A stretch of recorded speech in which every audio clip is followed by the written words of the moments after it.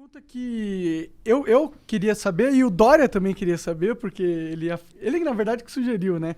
Por quê?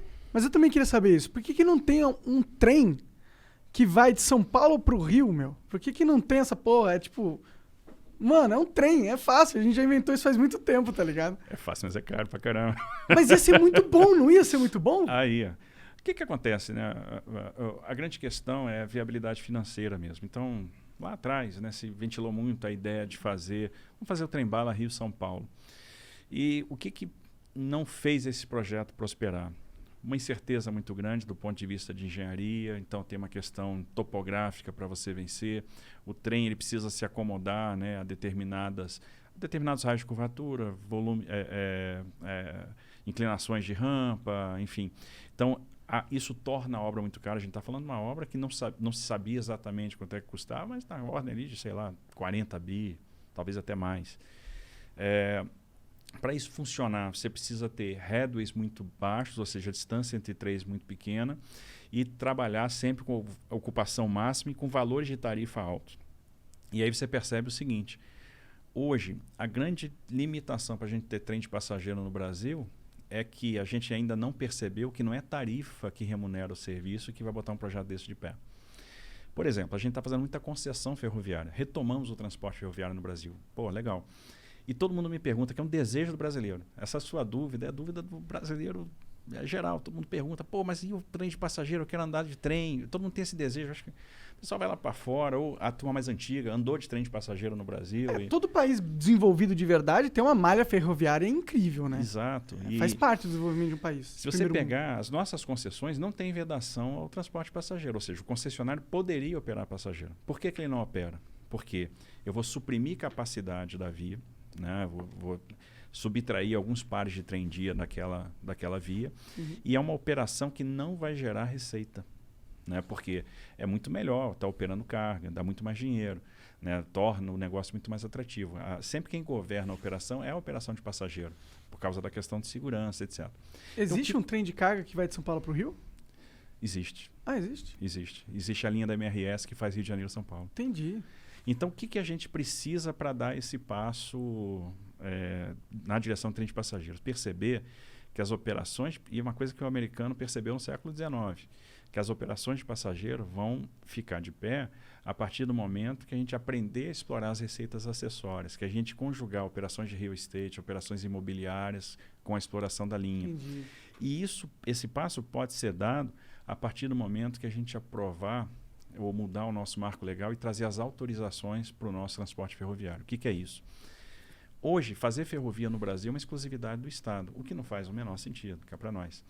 A gente já venceu essa barreira nos portos. Hoje, se um empreendedor quer tomar um risco de engenharia, quer fazer um terminal privado, ele vai lá, pede para fazer um investimento, ele demonstra que tem posse da área, que tem fruição da área, que tem condição de licenciar e financiar aquele investimento, ele vai lá e faz, toma o risco.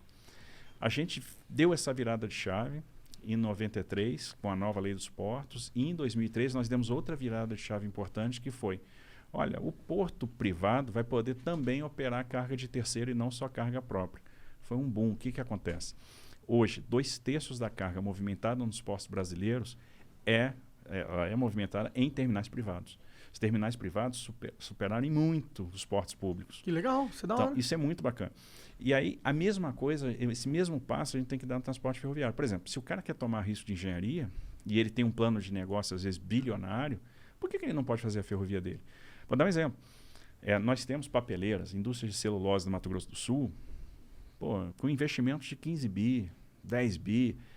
Por que o cara não pode usar 2,5 bi e recuperar a Malha Oeste e fazer o transporte dele de ferrovia para o Porto de Santos? Que a logística de celulose do Mato Grosso do Sul para Santos é de caminhão.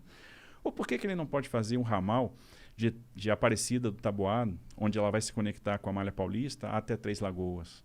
Isso assim, a gente está falando de um ramal de 1 bilhão e pouco. É porque ele não pode fazer, porque é exclusividade do Estado. É o marco legal que define isso. É o marco legal. Então a gente precisa romper isso. Existe alguma movimentação para mudar o marco legal? A gente está trabalhando para mudar esse marco legal. Como que é para trabalhar para mudar o marco legal? Como que a gente muda essa porra? A gente tenta... Nós encaminhamos, né, e patrocinamos um projeto de lei no Congresso. Que ele ainda não andou, não está andando. Se ele não andar, a gente tem a opção também de uma medida provisória, que talvez seja uma questão de urgência agora, a gente promover investimento.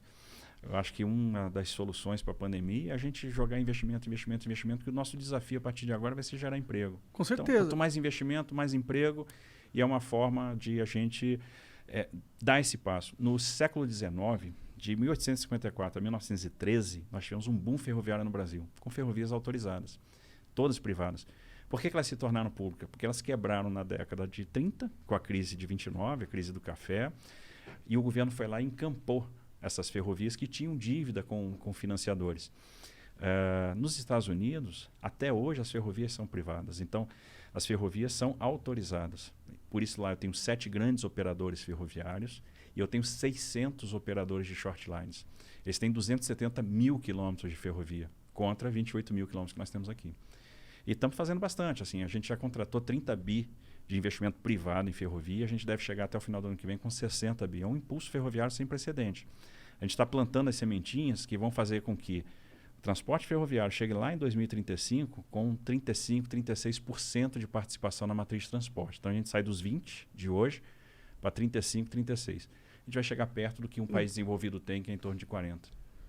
Entendi, isso em 10 anos. Em 15 anos. Em 15 anos. Porque deve ser difícil e demorado pra caralho fazer trilho de trem em tudo que é canto. Mas se a gente for olhar, é um transporte muito seguro, até pras empresas. Em termos de passageiro é legal, mas as empresas sim, porque não tem como roubar um trem. Quer dizer, até tem, mas é muito mais difícil, né? Você roubar uma carga na rodovia. Pô, exatamente. Assim, o transporte ferroviário, ele traz a regularidade do serviço.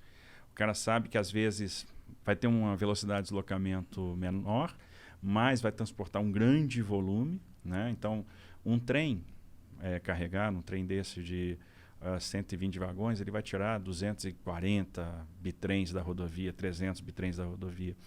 Então, é muito mais carga, é muito mais barato e, no final das contas, tem uma regularidade, né? Muito mais seguro. Você sabe que vai sair naquela hora programada, vai chegar naquela hora programada. Não tem perrengue, né? Tantos, não tem né? perrengue. Então, assim, isso é muito atraente, né? Pro transportador, pro dono da carga, para trade.